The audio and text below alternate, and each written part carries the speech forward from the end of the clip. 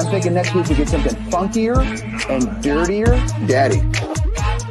Hey, one time my wife and I, was crazy. All right, it may take you a while. It may take you quite a bit of time to find it. But, okay, everyone, Christ, I need some help. Can I have a heart?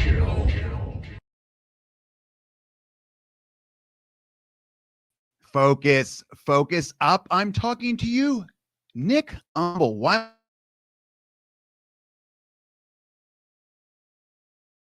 Basically, he's a very, very strong dude. He's a patriot. He's just an absolute stud. You guys know the respect I have for Nick Humble, and congratulations, because that's a big, big honor. He does those strongman competitions. He's been on the show. I've been on his show, Sentinel Strength. It's absolutely phenomenal. And he basically, where he lifts a Toyota Camry, or he throws like a cement ball that weighs 1,000 pounds. He's just not a human being. I've insisted on this before, that I don't think he's a full human, but he's absolutely phenomenal. So congratulations. Welcome to everyone. My name is Chris Rubio of the Rubio Method. X, LinkedIn, YouTube, Rumble, Spotify, all those good things, iTunes within the next couple of days. Welcome to episode 103. We're going to have a good show. Jenna is very fired up. She's very Canadian. She's in the background right now. She just took a 15-minute nap. So I don't know if that means she's going to be more energized or still a little groggy. She looked fantastic. She looked ready to roll. So what are we going to talk about today? It's going to be an interesting one. All right. Everything happens for a reason. Just to let you know that someone is always watching, and this was proven big time. And Jenna can't stop laughing about it. There are winners and losers in life. Peace out to NPR. Okay. We'll talk about that. Accept and embrace. Late night TV might be officially done. Nanamona says, hi, Rubio. And I say, hi, Nanamona. Working hard is not enough. We're going to talk to Matthew Askren, from badass to even a badder ass. You'll find out. This dude is wild. All right. And confidence is the key. We're going to have 5 questions from Jenna where she just fires them at me. God knows where they're going to come from or who they came from or whatever. She just made them up. I don't care, but it's going to be a good one. All right. So let's get moving here. All right. So everything happens for a reason. Okay, guys. I don't think I need to tell everyone, but everyone needs to understand that someone's always watching you, especially in today's age where everyone's got a camera.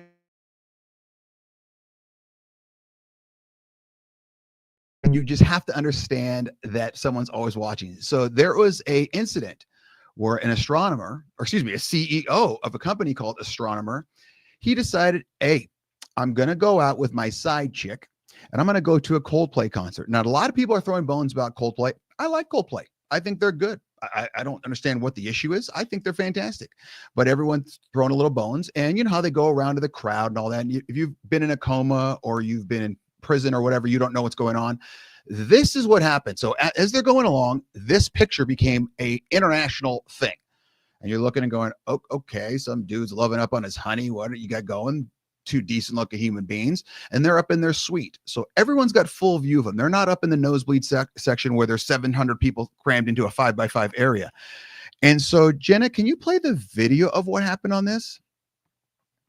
Oh, look at these two. All right, come on. You okay? Uh-oh, what? Either they're having an affair or they're just very shy. I'm not quite sure what to do. Did we rock on you? Okay, all right. Okay, so in case if you're watching on or listening, excuse me, on Spotify or iTunes, basically this guy's holding on his chick and they're going around with his Coldplay cam, just looking at all the people that are in love, and it shows these two, and boom, they look like someone just punched their dog in the throat. They are basically look like they got caught cheating, which they did. Now here's the funny thing if you want. He's the CEO of this company called Astronomer. He's making, I think, $50 million a year. All right. Then she's the head of HR. She's the head of HR. She's the one that goes around and yells at everyone for being social and being nice and saying, okay, you can't say crap. You got to say poo poo. Okay. You can't do this. You can't have any relationships within the office. You can't do any of that stuff. She's the head of that. So she's literally the one that has the meetings about don't date coworkers, don't date that. Definitely don't date your boss. Definitely don't date your boss if you're married and your boss is married. So they're both married. And you're thinking, okay, Rubio, maybe his wife is super ugly. Maybe he doesn't have any kids. He just got married and she's a nag, blah, blah, blah. Okay. Jenna says you can't have an affair with that guy. It causes a hostile environment, blah, blah, blah. So Jenna, do you have the picture of his family? And I said family. He's got, it looks like 2 boys, probably ages 4 and 3. Then he's got a girl, looks like she's probably same age about that. And the wife is an absolute smoke show. I mean, she is not ugly at all. I'm not saying that looks are everything, but good God, man. All right. You're making a pretty big decision that's going to absolutely crush you. And so this started, I think it was like 11:30 in the morning, like on a Thursday or Friday. And by noon, all hell was breaking loose. Like it was all over the internet. And I don't know if it was like a slow news day or whatever, but it got really, really wild. So here's the other ballparks and sporting events started having Coldplay camps where they were basically mocking this couple, if you want to call them a couple. So Jenna, go to the first Coldplay camp.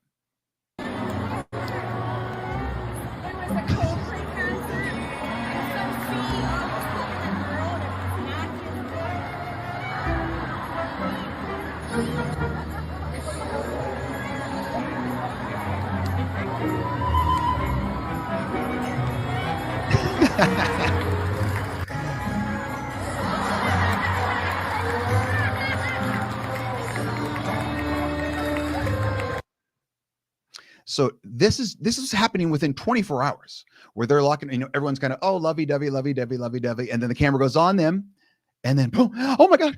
And they're acting all freaked out because that's the way the couple acted. And, they could have played it off. Obviously someone's going to be seeing it anyway. And even the Phillies, they even had mascots getting in on it. Go ahead, Jenna, show the Phillies.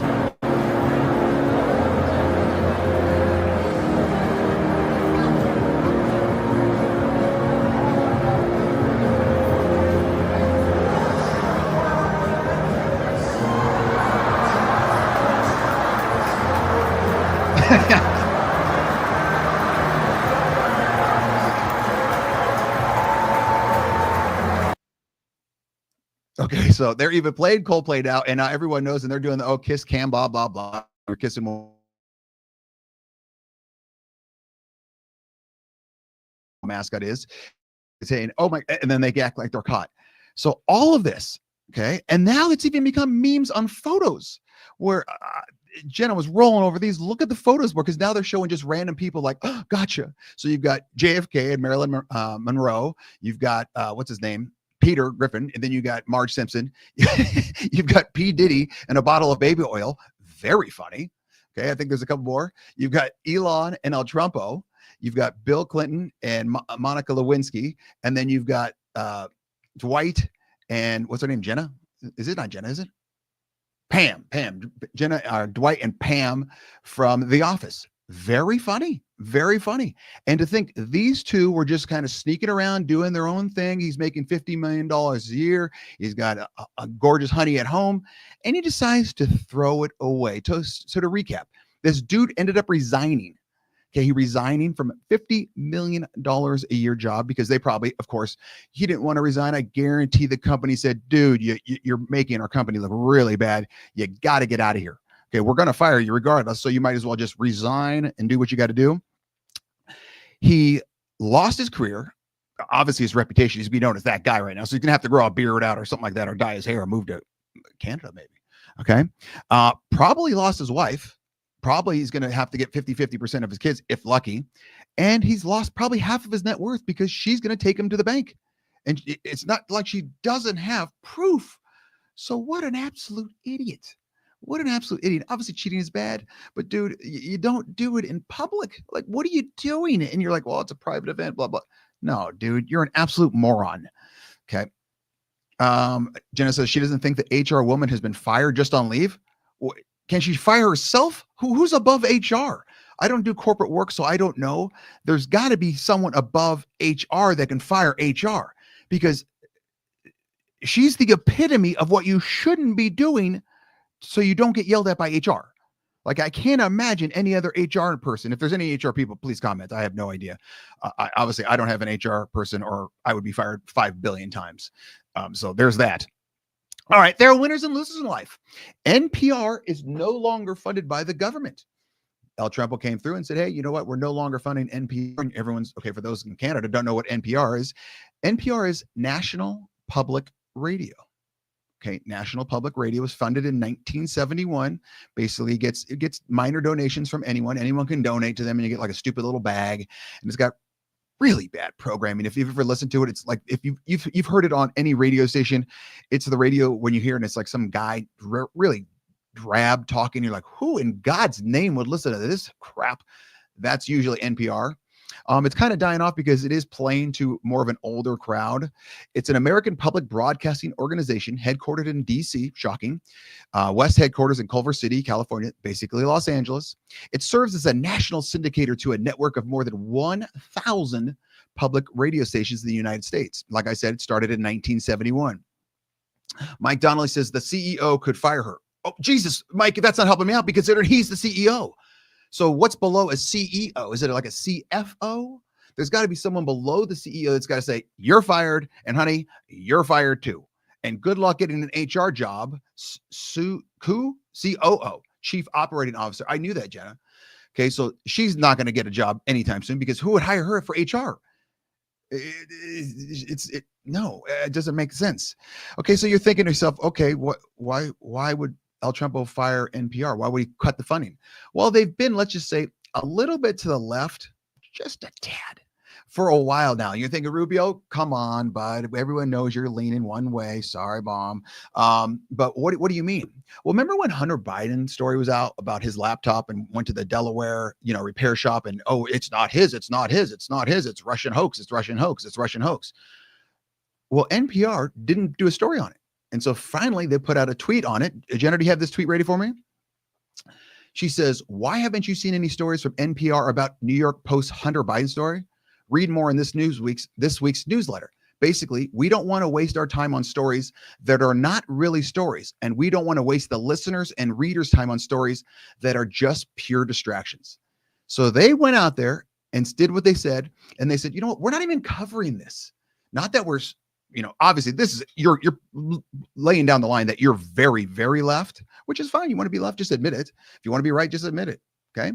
But they said, this is not on story. We're not even going to talk about it because it's such a fake story. Wait, what? Oh, you could just do any sort of reporting and little research and you can find out that it actually was a story. And obviously since then it's been proven it was a very, very big story. And here's the ironic part about this whole thing. In 2023, when Elon bought X, formerly known as Twitter, he started labeling everything as government organization funded by the government. So everyone knew, like, okay, this was, funded by government. NPR said they are going to stop using Twitter because Elon labeled them as, quote, government funded media. So they said, you're labeled as government funded media. Stop posting on here. We're going to stop driving traffic to you. Now they're losing their minds because their funding from the government is going away. Do you understand how dumb that sounds? That's like me saying, I can't stand that Jenna doesn't produce this show. And then I get mad because Jenna's not producing the show, even though I just said she's not producing the show, but I want her to not produce the show, but she's producing the show. Like if you're listening to that and you're like, that doesn't make any sense. Exactly. That's my point. It makes zero sense. All right. So now what else? Here's a great flip-flop pick, where they talk about bug eating. And so this is all stories that they put out, and we're going to go in sequential order. Maybe it's time to swap burgers for bugs, says the UN. That's in 2013. 2017, at Bug Eating Festival, kids crunch down on the food of the future. 2018, your ancestors probably ate insects. So what's bugging you? And then you've got 2023, the right-wing conspiracy theory about eating bugs is about as racist as you think. So they're saying it's a racist theory that this right-wingers are saying that everyone's talking about bugs and there's no way people are talking about bugs. And if you say they're talking about bugs, well, you're racist. I just showed you 3 posts where they say, rah, bugs are great. Give me more crickets, cockroaches. I'm not eating bugs all over. And to other headlines, let's do the gender dinosaur, because imagine listening to this or reading this 5 years ago. Or let's go 7 years ago. LGBTQ plus communities battle for the dinosaur emoji. Key moments for January 6th hearing. Well, LGBT community moments battle for the dinosaur emoji. That's where we're going with. You'd rather talk about that story than Hunter Biden's story? Okay, this might be my favorite one of them all. If you don't like fat people, you're racist. Fat phobia, and it's racist past and present. Oh, and then there's a picture of some lady who's got a huge can on her. But if you think she's fat, you're a racist. Okay. I guess that makes sense. I don't know. I'm kind of a larger guy and I'm darker. So can I be racist to myself, or is that allowed? I don't know. But this went very viral because videos were coming out all over the place of this lady, the CEO of NPR, because she's obviously we want our government funding, even though we're not government funded, and she's going crazy. And so a lot of politicians started to read tweets that she's posted. This is about a minute long. Jenna, go ahead and the video of the tweets from the CEO of NPR. Funding NPR, finally, I thought it'd be appropriate to maybe read some of the craziest tweets from Catherine Marr, who is the CEO. Put my glasses on here. I'm so done with late-stage capitalism. America is addicted to white supremacy. I do wish Hillary wouldn't use the language of boy and girl. It's erasing language for non-binary people. Okay, let me just pause right there. The one about white supremacy, she's a white lady if you're watching or listening on Spotify or iTunes. Just wanted to clear that up. So she hates herself. Go ahead, Jenna. Lots of jokes about leaving the U.S., and I get it. But as someone with cis white mobility privilege, I'm thinking I'm staying and investing in ridding ourselves of the specter of tyranny. Never underestimate the ability of white people to center ourselves. White silence is complicity. I'm white, so my hair doesn't automatically carry with White silence is complicity. What the hell does that even mean? It sounds like a band's name. Coming up, white silence is complicity. Go ahead, Jenna. With it, the freight of my race, worth, and everyone else's encoded assumptions. I'm grateful to those who have pointed out my phrasing could be understood as trans erasure. Horses inspire awe. Horses inspire awe and foster a sense of identity. More kids should have access to these incredible animals, but most horse spaces are white spaces. I know that hysteric white woman voice. I was taught to do it. I've done it. That's whiteness. What is that deranged racist sociopath ranting about today? I truly do not understand. Again, Catherine Marr, this is not me. Had a dream when Kamala and I were on a road trip in an unspecified location, sampling and comparing nuts and baklava from roadside stands. Woke up very hungry. Okay, number one, baklava is very good. I like that. Am I eating it off a roadside stand with Kamala? No, I'm not. I don't even understand that. Half of the phrases that he said, I don't even understand what they mean. White cisgender mobility? It sounds like, is that a wheelchair? Like, I don't understand. Is that a new Hyundai car? What's happening? And if you're thinking, okay, well, maybe these are just a couple bad old tweets. Here's a very recent video of her talking about NPR and the truth.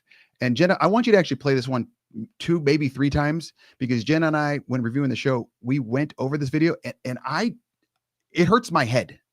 Go ahead, Jenna. Our reverence for the truth might have become a bit of a distraction that is preventing us from finding consensus and getting important things done.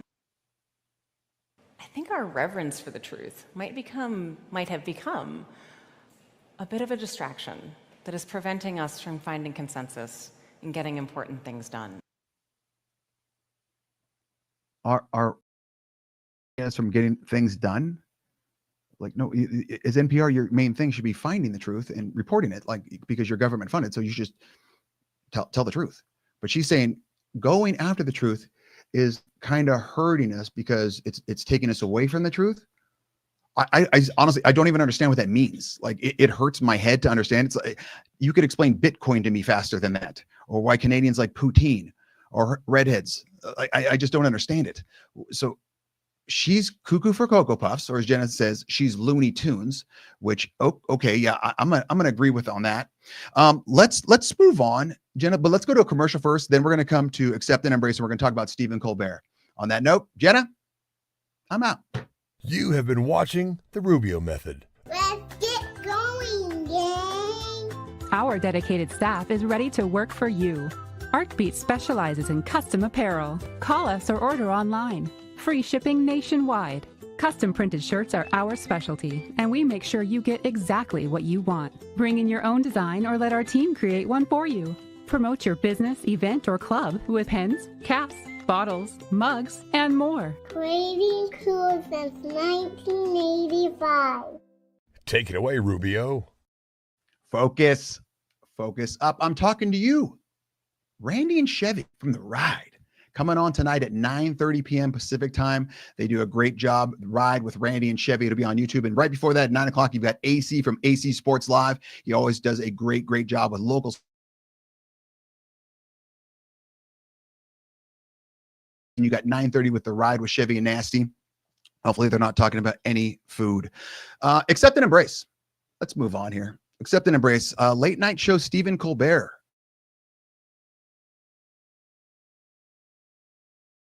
My God, this is death to free speech because he yelled at Paramount for paying El Trumpo X amount of money because El Trumpo sued them for the 60-minute interview where they completely edited Kamala's answers. They'd say like, hey, Kamala, what do you like on your hot dogs? And she said, trains and nut bolts or whatever. And then they asked her a different question. And then they edited the different answer into the original question to make her basically look good. And El Trumpo figured it out, sued them for $30 million. It doesn't matter. It's just a lot of money at this point. And supposedly Stephen Colbert went off and said, oh my God, I can't do this. Within a couple of days, he was fired. Now, here's the big thing that many don't know. Stephen Colbert's show employs 200 people. So it takes 200 people to make the Stephen Colbert show. That means writers. There's got to be about 25, 35 writers. You've got cameramen, you've got boom mic guys, you've got this, you've got that, you've got all these people doing everything, setting up the set. The Rubio Method, obviously not as large a show as the Colbert Show, has 2 people. Okay. Our budget from our sponsors is very minimal.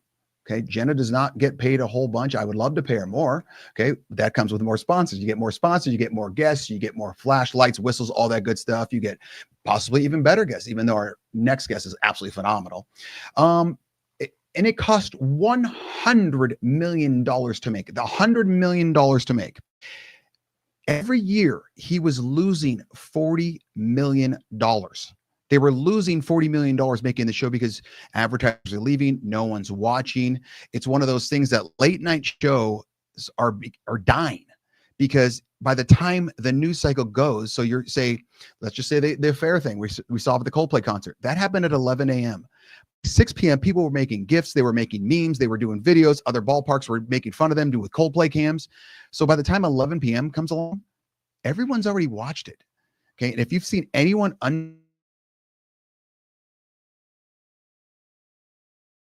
their phones, they just what I call, they're scroll zombies. They're doom scrolls where they just look.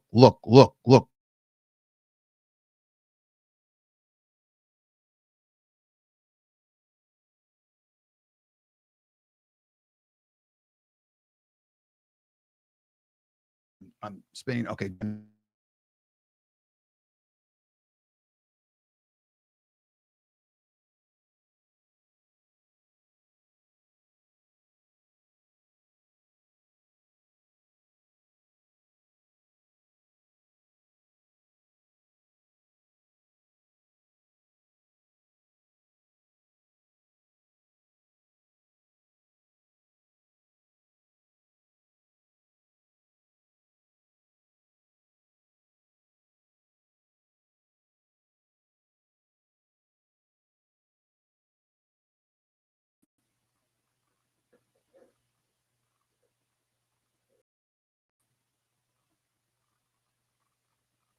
I think I'm back.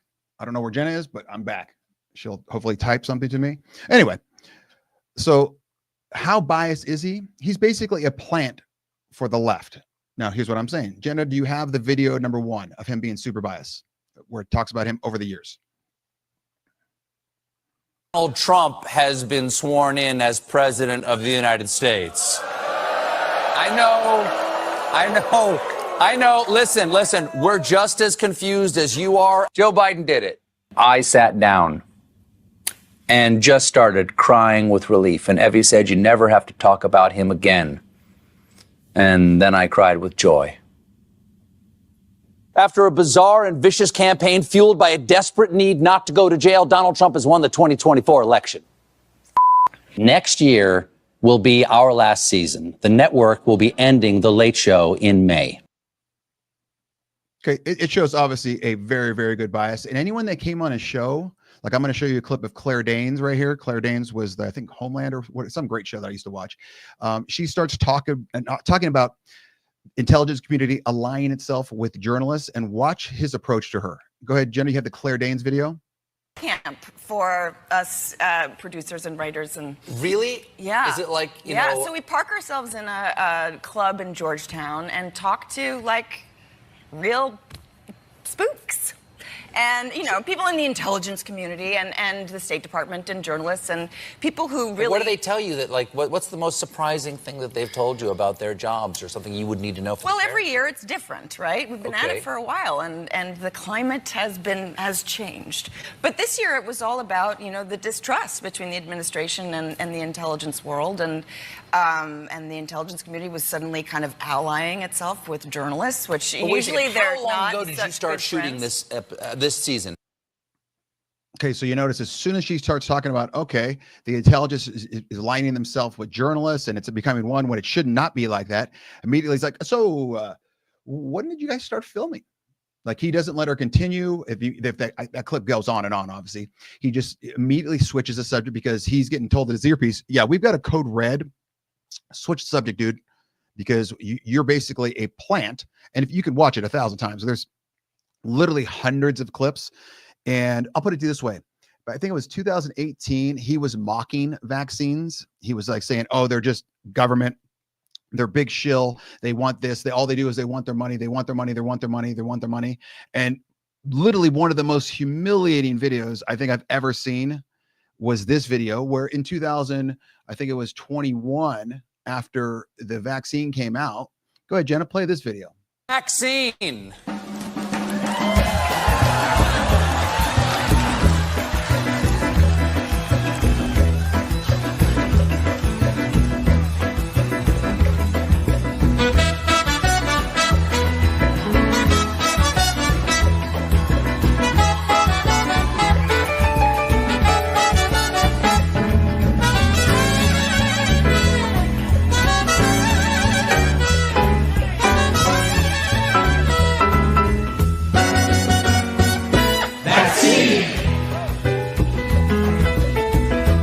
Okay, got it. I can't watch any more of that. Jenna just wrote, no wonder he was losing $40 million a year. Yeah, and that's obviously, there's no way that a comedian would do that unless some higher up said, you got to do this video on the vaccine. Remember, this is the time when they were offering in New York, like cheeseburgers and French fries, or you get, $5 off at McDonald's. And so they're going to go to, one of, which was in the past, one of the biggest late night shows and say, you got to do this video on vaccine. We'll make the music to tequila. We'll put some hairy dudes dressed. I think those were syringes. I'm not sure. And we'll have them dance behind you. I mean, the dude's got good rhythm, but it's one of those, like, as a comedian, you can't look at that and go, yeah, this is funny. There's just no way you could look at that and say that's funny and not humiliating. And I mean, obviously he got paid, and Jenna just wrote, yeah, he's a puppet, 100%. And I mean, he's wiping his tears with $1,000 bills, but it's one of those things that was it worth it? I mean, he basically sold himself out, which you're making $40 million a year or $60 million a year, but no longer anymore. And it's one of those things, you got to do what you got to do, but I don't have to have respect for you doing it. There is that. All right. That's why I only have 2 sponsors. All right. So let's move on. Working hard is not enough. Jenna, bring on our guest, Matthew Askren. Matt, look at you all dressed up. Every once in a while. I had meetings today. Okay, Matt, number one, I was a little concerned because I talked to a mutual friend of ours and I said, give me some dirt on Matthew Askren. Am I saying your last name right, Askren? You absolutely are. It's like there's a hyphen between the K and the R. Okay, Askren. Okay, I got it. He says, well, I don't know if you know this about him. He's kind of hard of hearing and he speaks really loud. Now, I don't think you're speaking loud. Well, you're fortunate then. I think everybody else disagrees with you. Oh, I think you sound very clear. I'm a loudspeaker. Jenna never yells at me. So I don't think she's going to yell at you as well. Matt, you and I have known each other for a couple of years. Let me just read some of your quote unquote credentials, because you are just a badass. You're a combat veteran, an expert leader, a team builder, a leadership advisor, a growth developer with diverse expertise. That picture is frightening. Okay, we'll talk about that in a second. Global experience, established professional speaker. All right. So hold on, Jenna, come back to me. Let's go back. That first picture. What with yes. Okay. Is this on the set of Full Metal Jacket? It should have been. That was in Okinawa, Japan, and that was the first time that I ever held a foreign weapon.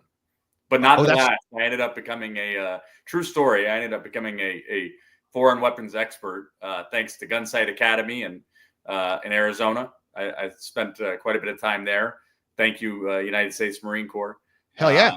They spent very sincerely. They spent a lot of money to envelop me in the foreign weapons.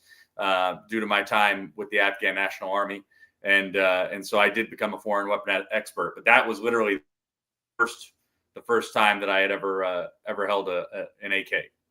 Okay, do I want to know? Like, did you beat the hell out of someone to get that? Am I allowed to know? Is this no? That was in Japan. So okay. no. So that time it was purely training. But no, I mean I did two embedded training team tours. One of them with a close personal friend of ours. But I did two of them. If you ever read the book by Jake Tapper, I know he's a little bit controversial these days, but he wrote a tremendous book called The Outpost, which became a movie also called The Outpost. I haven't seen the movie. There's a documentary that Black Rifle Coffee Company came out with in the last year that was tremendous, all about kind of the area that I was in for part of my time. And so anyway, in that time, with the Afghan National Army, Afghan National Police, Afghan security guards, I was able to utilize those that foreign weapons expert stuff for real. Okay, now Jenna, can you keep us in the picture as well as the pictures up? Because go back to that picture where you look like Full Metal Jacket. Were you a wrestler? I did martial arts. I did judo growing up. Okay. But ironically, my namesake, Ben Askren, who's a long lost cousin of mine, was one of the best wrestlers in America for years. And so maybe I missed my calling. Well, no, because you look like a wrestler, and I've got theories like you don't ever get in a fight with a wrestler because they're dirty. It's very similar to don't hang out with redheads. That's a whole separate issue. Jenna, keep us off screen or on screen, and let's go through these pictures because Matt, I want you to explain these pictures to me because I don't know what's happening, but I know each one gets more badass by the moment. Okay, what's going on here? So that was on my second tour of Afghanistan, again with where I was an embedded training team advisor for the Afghan National Army, Afghan National Police. These guys were the guys that I mentored on my first tour. They're one of the highest ranking officials for the Afghan government at the time. Basically, they're Minister of Defense. So like our Secretary of Defense, Munir Mangal, they were his personal security detachment. So he had gotten promoted from being a general in the army to be running all of the Afghan National Police. They came to visit me because we had built that bond about a year earlier, and they came to visit me, and we made sure to get a picture with one another. So there was some real legitimate kinship built there. That's fine. How was the heat and how was the food? Because I think that would make me very bad soldier over there. It's funny you mentioned the food because maybe we'll talk about it later. I've been thinking about food because of you all day, but the food in town was mostly good. Lots of kebab type food. I'm in. If you ate it when it was hot, it was good. I didn't eat the fruit because you water fruit with water, and the water there was all fecal. So I avoided the fruit. A lot of people didn't. They liked this warm yogurt for dessert. I avoided that as well. And thankfully, I didn't have stomach issues because of it. If you had their other food, not very good. When you were kind of out in the more austere areas, the food not as good for obvious reasons. And you would maybe save up and buy a goat or a cow from the local folks, and then they would butcher it right there. and no refrigeration. So you get to like day 3 and 4 and you're eating that kidney, not so good, especially like when the ANA are celebrating Ramadan and they can't eat till night. And so you're trying to kind of hang and do the right thing by them. And it's like 11 p.m. and you're eating some 4-day-old kidney. Not great at all. Yeah, I'm a hard out for that. And this is my reason. And I get yelled at every single time on comments on TikTok, on social media, whatever it is, because I've got this theory on anyone in the military. I tell everyone that I know in the military the exact same theory. I have a theory that if I was president, this is what I would do. You have 3 options once you graduate high school, okay? Because everyone graduates high school. It's super easy to do. It's not that hard. If you're having troubles and you don't have like a mental issue, you're just lazy. So here's your 3 options. Number 1, you can go to college to play sports, do what you want to do, just become a student. You want to be a professional nerd. That's great. You got that option. Your second option is you can go to work. Okay. Your school's not for you. You want to you want to become a plumber, an electrician. You want to work at the local mill. Fantastic. Go. The third option is you go to the military. Okay. That's your 3 options. Now, if you choose option 1, go to school, or option 2, go to work, you should pay more taxes. And the military dude shouldn't have to pay X tax because he's doing something for my country and for my ass that I don't want to do. And so if work guy or school guy says, well, that's not fair. Then I say 100% it's not fair. You can go do the military. You don't have to pay those taxes. And if he's like, well, I don't want to do that, well, then shut up and pay the extra tax, because Matt and Chris Bentley and those guys, they're going to do something that's they're basically re-roofing your house for free. Okay. They're re-roofing it and showing you like, oh, we're going to protect you. I'm going to go eat dirty goat that's going to make me piss out of my ass for a week because you don't want to. And so that's my theory. I'm assuming you're okay with that theory. I am. I like having choices in life, and then I like being accountable to those choices. And look, that's leadership, and you get it. Yeah. You were a big nasty on the line. That's all about accountability and to your brothers, and in the military, it's to your brothers and to your sisters. But but ultimately, you've got to have somebody that you can be shoulder to shoulder with and be accountable for and with. And I love having choices, but then having to live up to those choices. Okay, Jenna, go back to the picture where he's holding up that sign. What is this? So that I actually re-enlisted Jesus. in Afghanistan on my first tour, and so those were a couple mentors of mine, and that was kind of the makeshift celebration. So what you would do in a normal setting, if you're at Camp Pendleton or Camp Lejeune, Quantico, Yuma, you throw out the name of the base. You would go and everybody would go to the E Club, and I would buy everybody drinks that day. We couldn't do that for I think obvious reasons. Yeah. And so instead we took a quick picture and then got back to work. See, if you double enlist, you should get double the tax break. That's my theory on that. Yeah. There's no doubt about that. Okay. So now show me the picture with the black suit with all the medals. What is this? So that is, I've got my dress blue coat is in a frame. I can still fit it, by the way. I can send you proof of that. But because I'm thankfully I'm only 3 or 4 pounds heavier than I was when I got out in 2011. So I've thankfully kept that right. But so on the left hand side would be my right breast, but as we're looking at it, the left hand side, you've got my ribbon. So combat action ribbon. There's a unit citation in the middle, and then what we would call a sea service deployment, which just means that I spent multiple years overseas.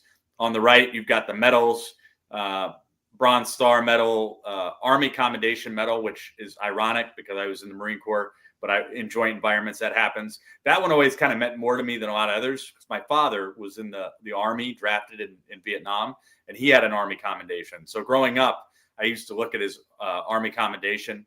Off camera, I'll tell you the joke that he used to tell me for why he got one. Okay. I know we're on YouTube, so we could say it, but he wouldn't appreciate me telling I got it. Public Navy achievement. Next to that, good conduct. And then underneath, we can't see them, but just trust me, they're pretty useless. So it looks great in a frame, and I had some fun. I was blessed to truly serve alongside some giants. And if you check out any of that literature on some of the places that I served, you'll see that, there were really some amazing people that came before, alongside me, and actually right after me, literally right after me, on the same mission that I was on. Dakota Meyer came, who ended up earning the Medal of Honor. So he was on the same mission that I was. So you're obviously a badass, and that's why in the original script, so to speak, I say badass to batterass. Okay, so now you've gone from the big tough rah. I get it, and I'm not mocking it because I think it's fantastic. It's more than I could do by far. Now you're going to become a CEO. Okay, you're going to CEO of mindfulme.care. And they're basically, one of their mission statements is discover a comprehensive approach to mental wellness with personalized tools, resources, and support. Begin your journey to a balanced mind today. How did you get involved in this? And tell me a little bit about it, because I've gone on the website.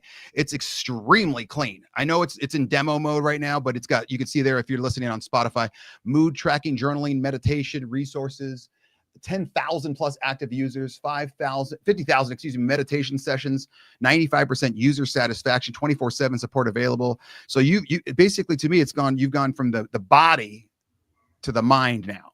Tell me what's going on here. Yeah. So Mindful Me Care is a deal that is founded by a couple great guys. Andy Smith, who I've known for about 5 years. He's a great venture builder, entrepreneur. He's got a couple successful exits in the oil and gas world. His father's a Vietnam Navy veteran. And Andy and I are, relatively speaking, contemporaries, age-wise. And he's just done some awesome stuff. Like myself, he's kind of always been in businesses where people use their hands. And now the last few years, he's kind of pivoted to, along with that, he's kind of pivoted to tech. He saw the writing on the wall, and he's kind of made a pivot towards that. Rice Abdul is a partner of his on mindfulme.care.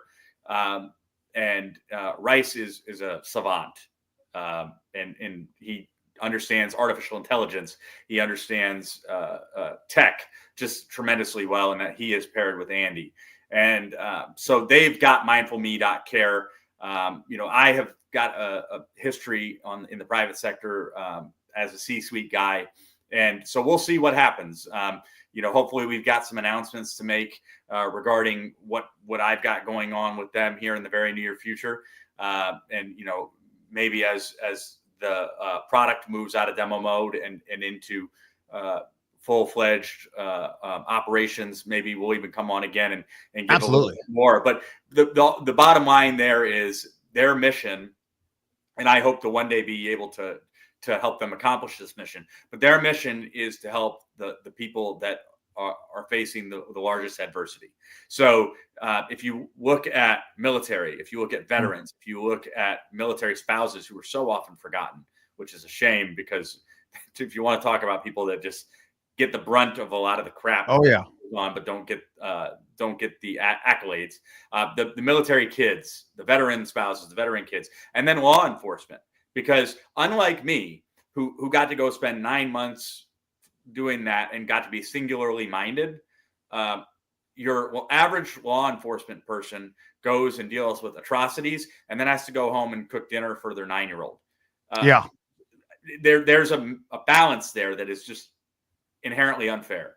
And so we want to take care of them. They want to take care of them. And hopefully, again, we've got some news, hopefully in the near future, where I can help them with some things. But we also want to take care of the college students of the world, which I know is near and dear to you with the work that you do with your long snapping and with the young men that you're helping in the football world. But college students are inherently more mentally unhealthy today than they really have ever been. So I can see that. And we can argue the reasons for it. I believe I have some thoughts on that. I think you have some thoughts on that. Most of them may be logical and reasonable, but nonetheless, they need solutions. Something like mindfulme.care which can use AI and can serve as a companion tool in many cases alongside a clinician or a professional, can really help people. And one of the main goals there is if you can daily or weekly help your overall mood. And we all understand a 1 through 10 scale. Mm-hmm. If you can elevate your daily mood from a 5 to a 7 through daily work, weekly work, then when you have the worst day of your life, you're not going to go down to a 0. You're going to go down to a 2 or a 3. And you know what the beauty of that, Chris, is? At a 2 or a 3, you see tomorrow. Yeah, that's a great line. And in the veteran community and in the military community and in the law enforcement community and even in the young adult community, unfortunately, we just have way too many people that on their worst day of their life, they're going to 0 and they're not seeing tomorrow. We need to change. Have you connected with Craig Hannum? So previously in a different iteration for all of us, we were all connected, but I have not reconnected with him. I'll connect you too, because he's singing your song and you're singing his song, and you guys are both very similar, both military background. He's just a great guy. You're a great guy. And I mean, this seems to be like a no-brainer. I mean, especially with the onslaught of AI and using AI for a positive, as opposed to just making stupid memes of P. Diddy, grabbing some baby oil and running away. But it's one of those, or it's a good thing. And those serve their purpose too, as well. I mean, again, similar to linemen in the trenches, military and law enforcement love dark humor memes as well. But unfortunately, those won't get you out of your worst day of your life. Those may help you with day to day with having a laugh amongst your friends. But we want things that are substantive. We want things that are rooted in clinical strategy and clinical proficiency. Yeah. But we also want people to be helped. And here's the other great thing, and I'll shut up, I promise. No worries. The other great thing about all this is this does not have to be for municipalities and even for people. If it's not being done by a municipality or a nonprofit or a company as a benefit, this does not have to be some gigantic expense. This does not have to be something that breaks your bank, and that there's a humanity to this, and that's that's what Andy and Rice are bringing to the table. And again, perhaps in the near future there'll be an announcement where I'm helping them. Yeah, because even Bentley was telling me, he's like, "You don't know Andy Smith?" And I was like, "No." And he goes, "You two need to connect. You two would work well together." And I was like, "Okay, I'll look him up." And so, yeah, you're the second person, and I who's vouched for him. And so it's mindfulme.care. The website's very clean. I mean, to me, it looks like an absolute no-brainer. I 100% want you guys coming back on so we can talk about it more in depth and seeing exactly what you guys are doing. Because to me, this like I keep saying, the whole AI / e-learning aspect of it seems to me very intriguing. So I definitely want you guys to come back on once everything is quote unquote, ready to roll, and you're ready to roll, and we'll get going from there. The last point I'll make on the ed tech point that you made, because it's a great one. Two quick points, but they're interconnected. One, Rice Abdul is a genius. Mm-hmm. And so he's doing great things on that. And they are at a point today where they're nimble enough today to help out organizations. They're having meetings already with sheriff's departments and things like that, where they're able to ask them, what do you need? We can actually build something around what you need to fit things. How many people out there are able to do that? And then the second piece to it is their board. I've been blessed to meet some of the people on their board. They've got licensed professional clinicians on there. So the ed tech side, it's not just Chat GPT spitting out Google bunk. You've got actual doctors and actual clinic certified professionals out there making sure that the psych type stuff is accurate. In Rubio terms, you've got super nerd nerds and you've got super nerd doctors that are copacetic with one another and they're working together. you could just go ahead and put me on the website. I'll take care of it for everybody. They'll put the quote. Yeah. Hey, Matt, I appreciate you coming on. Mindfulme.care, mindfulme.care. If you're not connected on LinkedIn, I highly advise you get with Matthew Askren. Very good seeing you, buddy. I appreciate it. Can I give you one last piece? Please. Not related to this, but all day I've been thinking about food because, of course, your Bruin status. When I lived in California, I would go to the Rose Bowl and go and watch. At that time, the new Heisel era, mostly watch them lose. I don't say that with glee. I wanted them to win. Yeah. But they would mostly go and lose. But I would always eat like a champ. Eat at the Hat, get a hot pastrami, go and get Roscoe's chicken and waffles. Oh, always. And that was largely before every place on the corner you could get chicken and waffles at. Yeah. Now it's a little diluted. I still partake, but it's not Roscoe. You get that strong coffee and have the waitress flirt with you and tell you that it's going to put hair on your chest. It worked. I'm not going to show you, Chris, but it worked. No, there's definitely some good food options there. And I'm glad that you thought of me when you're thinking of food and not Jenna because she's from Canada and their food is trash. But so I appreciate that. The Putin in Montreal is good. I know you just dogged Putin earlier, but Montreal. Jenna, cut his feed. He's obviously there's some wires going wrong. He has no idea that poutine anywhere is trash. Matt, I appreciate you coming on, my man. Hey, pleasure and thank you much. Not a problem. All right, let's wrap it up. Jenna, confidence is the key. Jenna's got 5 questions for me from random people and or herself. Let's see what we've got. Let me see. Jenna, where are you? Okay, hold on. I can't see it. Let me move this up a little bit. Board games or puzzles? Neither one. My wife is a known cheater. She cheats on every game she plays. Her entire family cheats. She comes from a long line of cheaters. I hate board games due to the fact that they all cheat. Case in point, you're thinking to yourself, Rubio, no, you're just saying that. I was playing Pictionary with her grandmother, RIP. She was an absolute legend. I called her Effin' Ruth.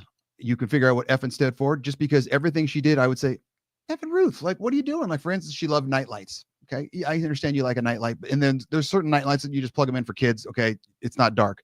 She would buy like $25 nightlights that have like bubbles and smoke and like a chandelier that twirled. And in her house, this is not a joke. She had probably, let's say, a 1,600 square foot home. I'm not joking. 25 nightlights. So it was like a tornado of nightlight twirling, all that. Okay. I was playing Pictionary with her, and she says, okay, Christopher, I want you to tell me what I'm going to be drawing or what you're drawing so I can guess it. And I go, Ruth, that's literally the entire game, man. She goes, no, but tell me what you're going to draw so I can guess it. And I go, the entire game of Pictionary is I'm going to draw something and you have to guess it. She goes, I know that. So just tell me what it is. That's not how you play. So neither one. Puzzles are a little bit more frustrating. So I'm out. I don't have the patience, and board games 1,000% out because my family cheats. Next question, Jenna. Number 2. Have you ever stopped listening to a musician because of their political beliefs? Yeah. Only if, I don't care if they have a political belief, but if they go to concerts and start talking about it, I don't want to hear it. Like right now, if you don't like what I'm saying, you have the chance to adjust. You don't have to subscribe, which you should. You don't have to watch, share, things like that. But you're here for a reason. Either you find I'm funny or you're trying to learn something or whatever. It doesn't matter. Pearl Jam would be a great example. I think they're phenomenal. They're my #1 band, my first concert. Eddie Vedder is so out there right now that I've actually had tickets to a concert and I didn't go simply because he was really chiming in nonstop for like 45 minutes of the concert. I've heard that because I was doing my research, like, okay, is he going to get political? And he just keeps talking. It's like, I don't want to hear that. Just sing, dude. That's all. I'm paying you to sing. Question number 3, Jenna. What does your workout routine look like? Not great. I do a lot of cardio, and then I have like a little portable steamer that's absolutely fantastic. I love that thing. I go in for like 12 to 15 minutes, and I do this thing that I've had Billy Jeffries on the show before, and he gave me this advice. Go on a treadmill for 30 minutes at level 10 incline at 3 miles per hour and try not to hold on. You'd be shocked at how much you sweat and how hard that is, because it sounds super easy. You're only going at 3. Portable steamer, imagine like a porta potty, Jenna, but it's like a Jiffy Pop kind of bag. It almost looks like a little mini canopy type thing.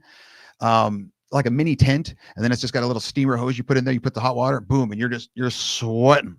Holy hell, are you sweating? And I hate sweating, but it's fantastic. I mean, you want to get the toxins out and all that good stuff. Question 4, Jenna, or is this 5 maybe? What's something fun you did recently?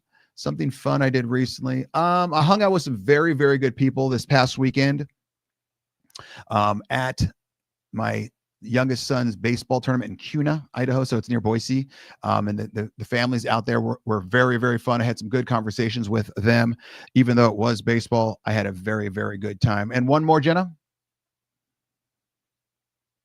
If you were a billionaire, what would be a big thing you would purchase? Oh, 2 big things. Number 1, I'd hire a chef to make me everything I wanted, but I want it healthy. I don't care how he does it or she does it. So I want pizza. I want cookie dough blizzards. I want all that good stuff, donuts, Krispy Kremes. Make them healthy. I don't care how you do it. Then I would hire a pilot and a plane to take me where I wanted to go at all times. Those are the 2 nonstop. I would do that 1,000%. It would be a no-brainer. Chef, pilot, and a plane. But it'd be a nice big plane. All right, let's wrap it up. Let's go to the bottom line. The bottom line is all the stuff that you should have learned without even realizing you learned it. Number 1, just think ahead, man. Just think ahead. The CEO of Astronomer, his side chick, just think ahead. You basically ruined your life. Number 2, the chickens will come home to roost. This goes with all the late night shows and how they're all going off because they're not thinking ahead, and eventually chickens will come home to roost on that one. You went one side, here's what happens. Number 3, it takes a community. Just like Matt was saying, whether it was a community during his military time where everyone was leaning on each other, or this new thing with mindfulme.care, it takes a community to survive. Hope you enjoyed the show. For Jenna and me, Rubio, I say thank you for watching, subscribing. Make sure you share to someone. And I want to thank our sponsors, One Shot Charlie's and Artbeat. They do a great, great job. Wonderful to have them on board. And if anyone else would like to be a sponsor, you can email Rubio at therubiomethod.com. Jenna, I'm out. Thanks for watching The Rubio Method. Be sure to spread the word. And don't forget to subscribe, like, or follow on YouTube, Spotify, iTunes, Google, Amazon, Twitter, LinkedIn, and Facebook.